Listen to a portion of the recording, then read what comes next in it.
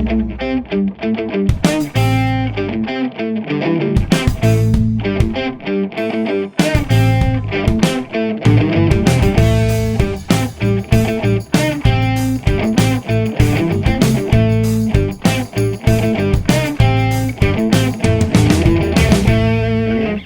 and welcome to another episode of Slick Talk. I'm your host, Blackstone Joe. If you've been with me for most, if not all, of the previous 47 installments, then you probably expected me to start breaking down used oil analysis in yet another new and interesting way. Well, I have a different direction to go down this time, and that is oil filter analysis. So truth be told, when I choose a new topic, I do wonder what some listeners might be thinking as far as, are they surprised? Do they have predispositions? Are they questioning what they've heard before?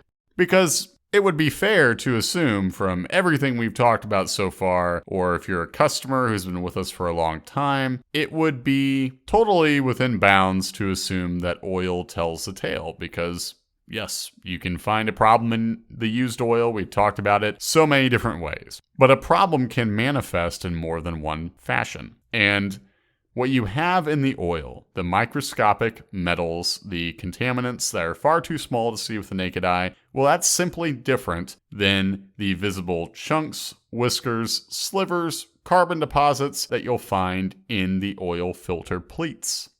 As such, analyzing the filter is going to give you more information. So whether you're trying to bolster a case, like an attorney when they're conducting discovery and they're trying to get all the relevant facts on their side to present the strongest argument possible to sway a judge or a jury, they're going to want everything. Whether it's two witnesses saying the same thing, that can only serve to help them. Or whether it's two documents and a witness statement that all support one facet of their argument, they're going to want more rather than less.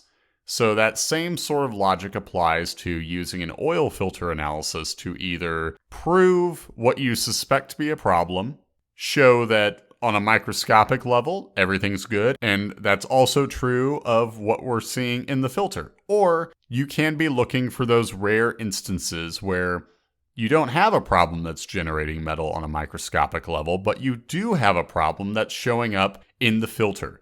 Those instances, like I just said, they're rare, but they do occur. Thus, there is plenty of reason to consider an oil filter analysis, whether you're the owner of an aircraft, car, truck, boat. If it has a filter that could be collecting evidence of a problem, then it applies.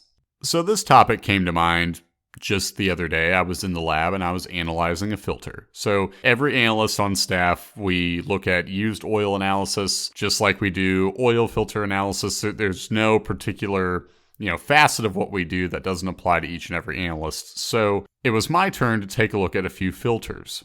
And this latest one came from a Continental IO 550N. So here's the situation. It was a section of 15 filter pleats that were submitted. So first off, I'll address how you can submit these things. You can either send the filter in the cartridge, you haven't cut it out. You can send us the whole thing. It's just a little more expensive to go about it that way.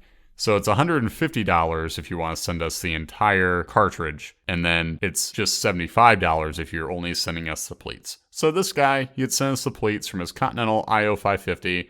We started off, as we usually do, by gathering a general overview of the findings. We want to see how much metal debris do we have per pleat.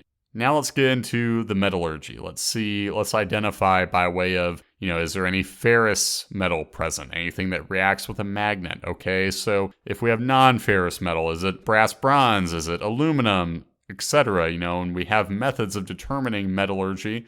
Reactions with nitric or hydrochloric acid. And of course, we're able to identify was likely carbon or sealer material. Sometimes you'll even find some filter paint. That's not a concern. And in conclusion, what we'll do is we'll take all these findings together, and upon completion of the analysis, we're going to offer an opinion, much like we do with a used oil analysis. We're going to see, does this look like an obvious problem? If not, okay, let's identify what looks to be an area to monitor. Or we'll have a situation where everything looks good. You have a filter with very minor, if any, metal debris to speak of. And this was a case where it was an IO 550N, low time engine, and as such, we're talking about metal, probable sealer material, And the best part was we're able to match this up with a used oil analysis that showed much the same thing. So just as we used with the legal analogy at the start of the show, this was a rather open and shut case. You have an oil analysis that's showing exactly what we found in the oil filter,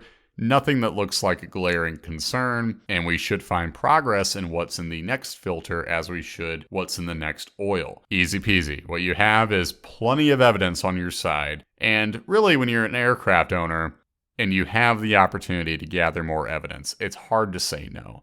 With things like a car or a boat, the same sort of concern isn't quite there as you would have with aircraft maintenance, but even so, there are so many instances with pre-buy inspections. You're spending a lot of money, you're making a big investment on a purchase. You want to have all relevant facts and data handy before handing over the money. And that applies to potential repairs as well. If you want to know if a repair is obviously needed, analysis is your friend. And of course, we do come across instances where folks want to take the DIY approach, and that's totally fair. We have a lot of experience with oil filter analysis, but if you are one who would rather go about it yourself, we have no qualms about that approach either. In fact, we have a newsletter on our website. This was put on our website March 2021. The newsletter is titled Inspecting Your Oil Filter, written by senior analyst Luke.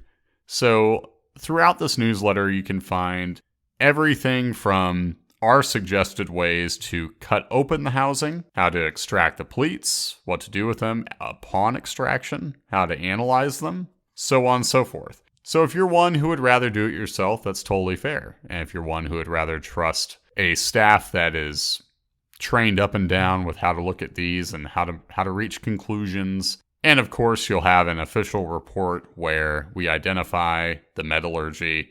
We give you the areas to watch, include pictures, measurements, everything you need to proceed with a maintenance plan. That's what you're going to get with a report from us. An explanation of what was present and a conclusion on where to go from here. So regardless of what approach you choose to take, I would definitely encourage looking at the resources on our website, and if you have questions about those, giving us a call. Because in truth, it's pretty easy to muddy the waters however you're going about this. When you're trying to extract the pleats, whether you want to send the pleats to us or you want to analyze them on your own, knowing how to cut open the cartridge and do it the right way where you're not going to introduce a bunch of debris and soil whatever is in the pleats. That's important. Or asking us what you need to send. There will be instances where we get pretty oddball stuff. It's not always someone just sending us the pleats or the cartridge. Sometimes they'll rinse out the pleats first and then send us, and then they'll filter what they rinsed out, and then they'll send us I was looking at one the other week where it was like a coffee filter. And it's kind of hard when you have debris that's extracted already. So if you're curious what to send us, if you have an instance where, you aren't sure if it's useful or not, as always, contacting us and asking, hey, what's the way to go with this is always a good idea. Because in truth, with filters, as with oil, there's so many possible ways to skew a result or to kind of introduce variables that didn't need to be there in the first place. So always best to cover the bases. Like I said, you can find the newsletter on our website that gives you detailed instructions on how to inspect your oil filter. But of course, if you'd rather have the staff here at Blackstone handle it, we'd be happy to. It is in conjunction with our oil analysis program. So the nice thing is if you send us the oil sample and the filter, we take that sort of approach where we want to match up the two. We don't want to analyze them separately because one can tell us more about the other, or you'll have a situation where a problem is manifesting just in the used oil and not in the filter. It's helpful to have all your bases covered because, like I said at the top of the show, an oil filter report can add more evidence to a suspicion. It can find a problem that wasn't going to manifest in the used oil, or it can just be more data on your side when you're trying to sell an aircraft, boat, or truck, or you're trying to purchase one of the same. And you want to have multiple examples, not just the oil, not just the filter. You want to have everything possible to show whether or not any problems might be brewing in that engine. And a final word before I let you go, we have an upcoming episode I'm very excited about. So if you haven't subscribed already, go ahead and do that right now, because the next episode, episode 49, is going to be featuring a very special guest, and that is none other than Ryan Stark, president of Blackstone Laboratories. I'm really excited to sit down with Ryan, so not only are we going to be able to unpack a lot of Blackstone lore, the evolution of our lab, but also just fun facts about the man himself. I'm going to learn a lot, even after working with him for several years. There's still so much that I have yet to learn, so I'm excited to sit down with him. We're going to break down so much in the realm of oil analysis, but also just about the man himself. So this is an episode you don't want to miss. This will be released 2 weeks from the day of this episode, so stay tuned for that. And in the meantime, if you have any topics you'd like us to cover, don't forget to send them along either via email or to any of our social media channels, be it Facebook, Instagram, or Twitter.